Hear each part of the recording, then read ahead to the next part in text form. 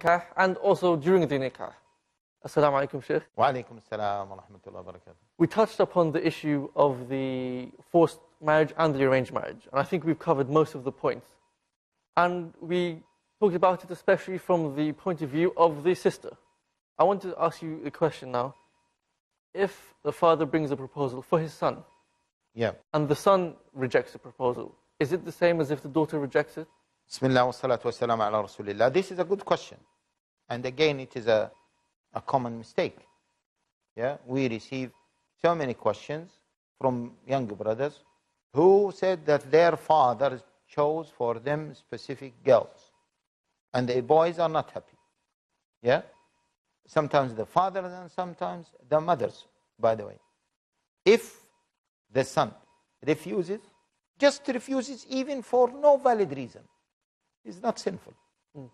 The scholars said that if the parents force the person to do something that is of no benefit for them, nor the son, of no benefit at all for anyone, just a matter of control, that is the son obliged to follow that or not? So some scholars said he's not obliged. Some scholars said no. We need to know if that might cause any level of harm or inconvenience, which means that he has a reason for refusing, then he is not obliged to accept it. I said to my son, okay, just eat this instead of this. It is my own preference, but it might not be his own preference. If this might cause little bit harm to him, he's not obliged to follow me, and he will not be sinful. Okay? Obviously, if I force my son, I say, you must marry this lady. Why that? She's my choice. He looked at her, he didn't like her. This is marriage. He's not going to stay one night with her and just leave her. Okay? He said, well, no. Why? I didn't like her. Why? Why you didn't like her? I don't like her. Subhanallah. I am your father. I liked her. I told you she's pretty, she's good family. He said, I respect all of this, but not for me. Not for me. Subhanallah. You must do it, otherwise you are sinful. I'll make dua against you. Now I am sinful as a father. Okay. And sometimes we say to parents, to fathers in particular, you are blackmailing your son. Yes. Don't use this. This is abuse of power, abuse of authority. You are not allowed to do this. And this will affect your son negatively. You don't need it. So the conclusion is, don't do it. The father might be sinful, and the son has the right to refuse. However, as I said with girls, just to go for the choice of their parents, I also say the same thing to the brothers. Go for the choice of your parents. Why? Because they will support you a lot, especially your mother. Because unfortunately these days, because of media and cultures and whatever, there are always tension between the mother and the wife. The two queens. The two queens. I have some, casual statistics that confirm to me, through the cases that I have seen, that I can tell you that 1/3 of the divorce cases are due to conflict between the mother and the wife. The influence of the mother, the blackmailing of the mother, the conflict. Minimum 1/3. SubhanAllah, it's high. It is very high. And to be honest with you, although I know that some people might not like this, in some cultures, in some areas, some countries, because they don't have big houses, I don't recommend the man to marry and to live with his parents. Now, I am sure all parents will become angry with me, because I have said this in a number of courses. I gave this as a course a number of times. And some parents were there. Very few accepted this. And many of them, they did not accept this. You see, even if they live next door, literally, even that would make a difference. That will make a difference. That is far better. But to live in the same house, where you have one kitchen, the mother is the big boss. It's her house. It is her house. And this young lady, she is coming. So she's dakhila, as we say. She's an external one who came. Entered. Mm-hmm. Yeah, who entered the house. Now the queen, the big boss, she wants to run everything according to her own wishes. And she feels that this daughter has, or this lady, has taken her son from her. And her son sometimes, and we will discuss this, inshallah, when we come to the issue of marriage. Her son now gives more attention to this young lady. So she becomes, critical of her and the actions of her son. Now, when the son and his wife are under her supervision 24/7, then obviously It causes a bit of tension. yes, it will create so much tension.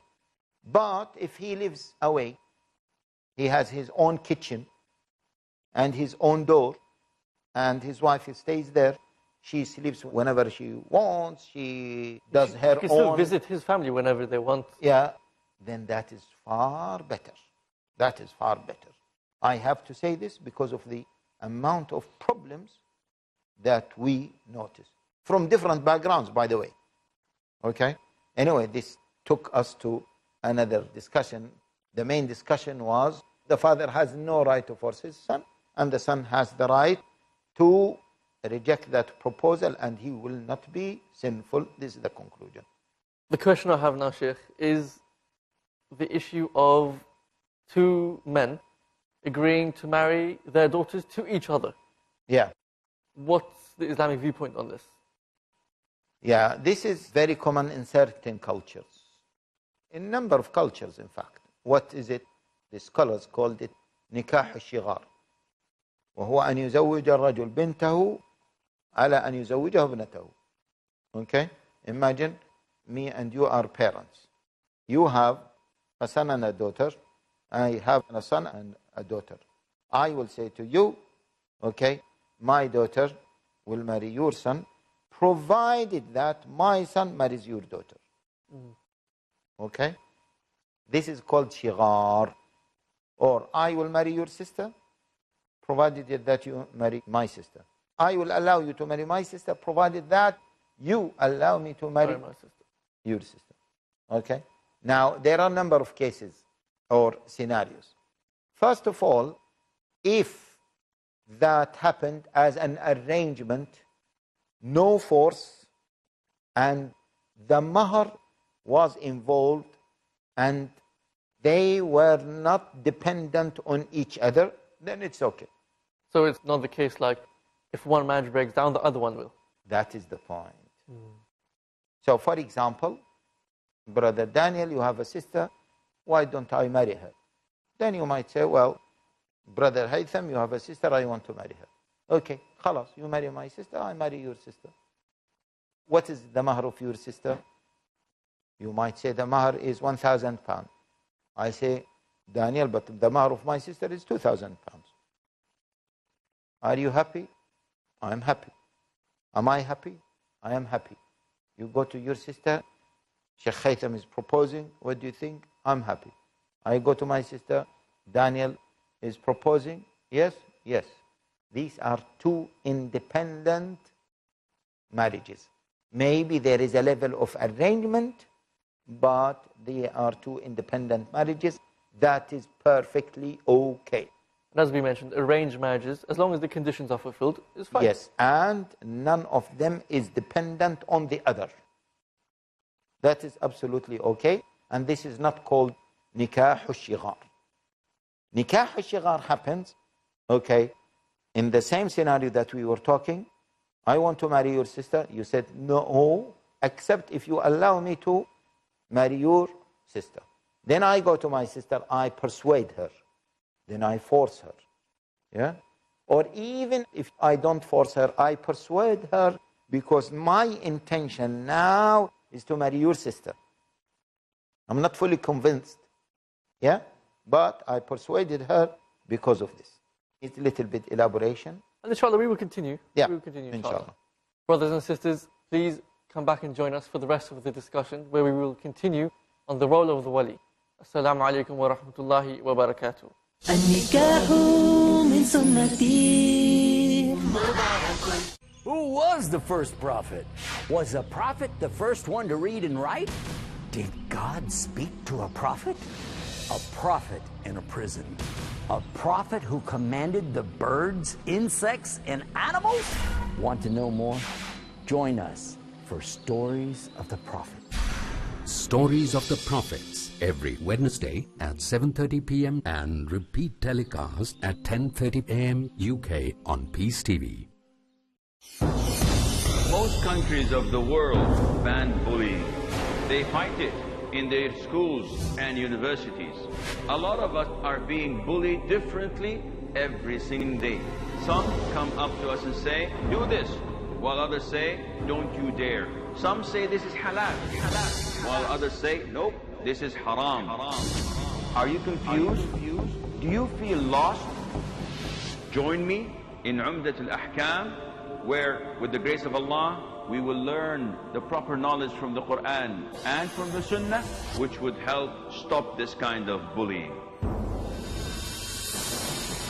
Join Asim Al Hakim in Umdatul Ahkam, next on Peace TV. النكاح من سنتي. Assalamu alaikum wa rahmatullahi wa barakatuh. Welcome back, brothers and sisters, to the second part of this discussion, where we shall continue talking about the role of the wali, and at the moment, in particular, the arrangement of, shall we say, swapping daughters or swapping sisters? Yeah, maybe. So we were saying that the shigar that is not allowed, yeah, in the scenario that we mentioned, I go to you, I am interested in marrying your daughter or your sister, then you say to me, okay, you will not marry her unless I marry your sister. So I go to my sister, I said to her, listen, brother Daniel, he's brilliant. Yeah, he's perfect husband.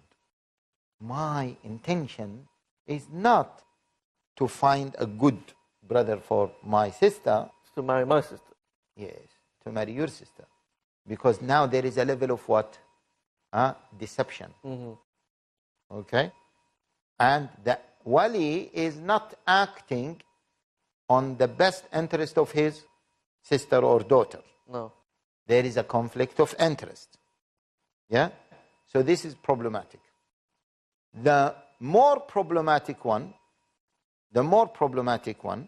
which might invalidate the nikah, or according to many scholars, it considers the nikah invalid. If I want to marry your sister, and I said to you, what is the mahar? You said, listen, the mahar is you marry my sister.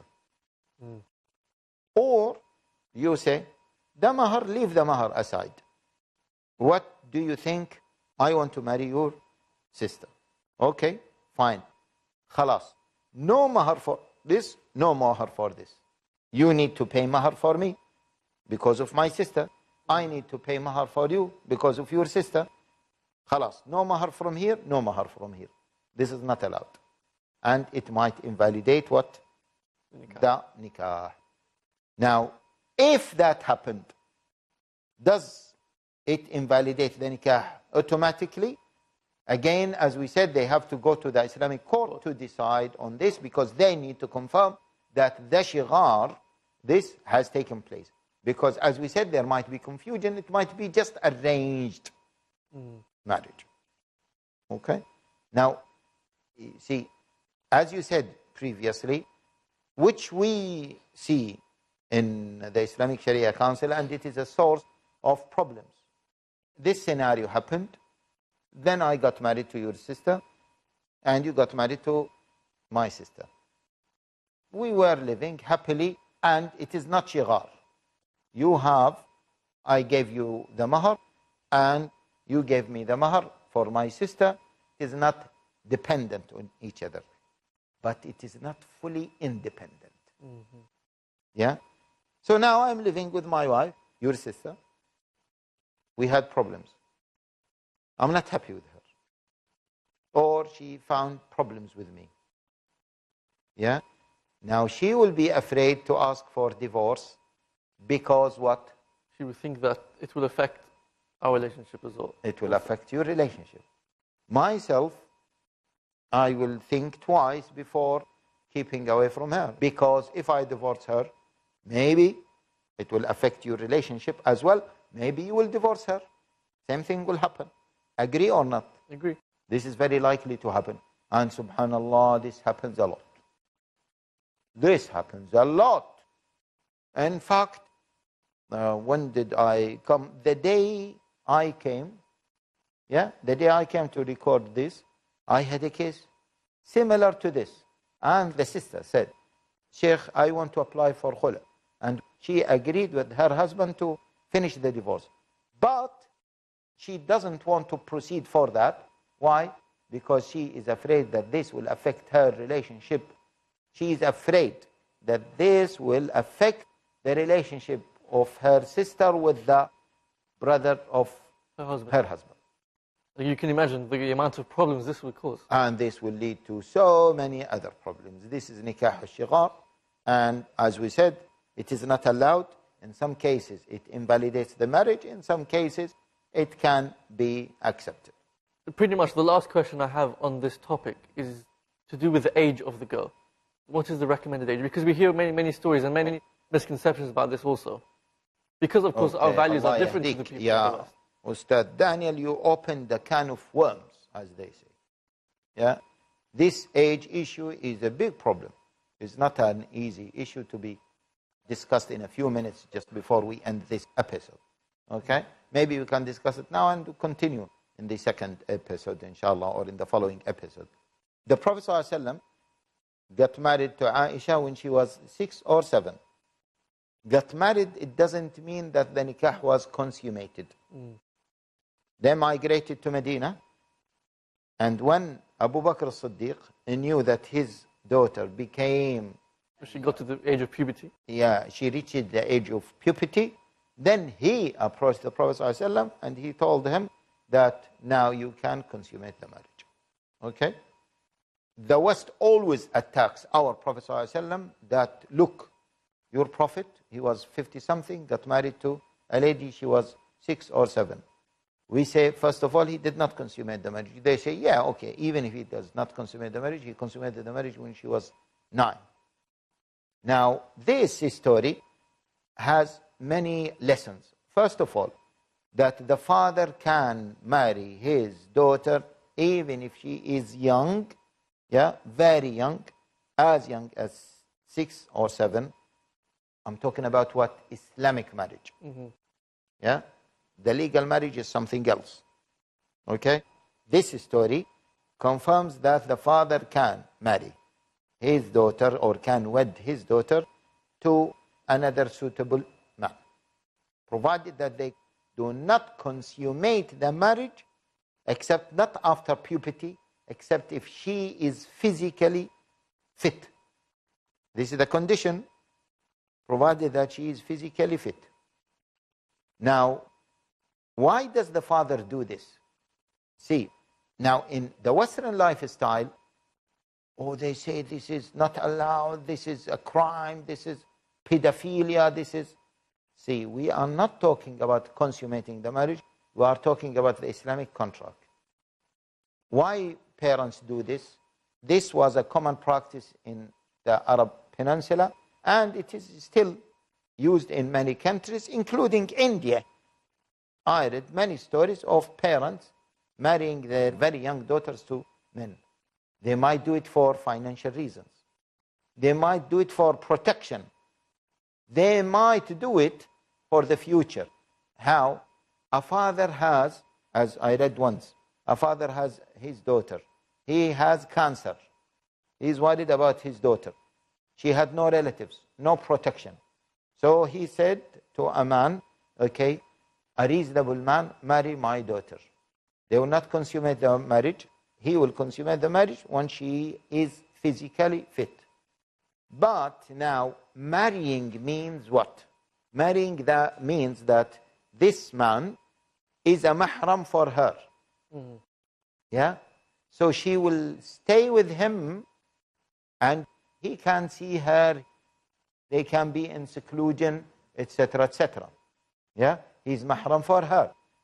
And he has, because they might say, well, the young daughter is anyway, he can't see her. No, not only that. He is responsible for her protection, for her finance, for a number of reasons. If that is the case, those people have done it for a noble reason.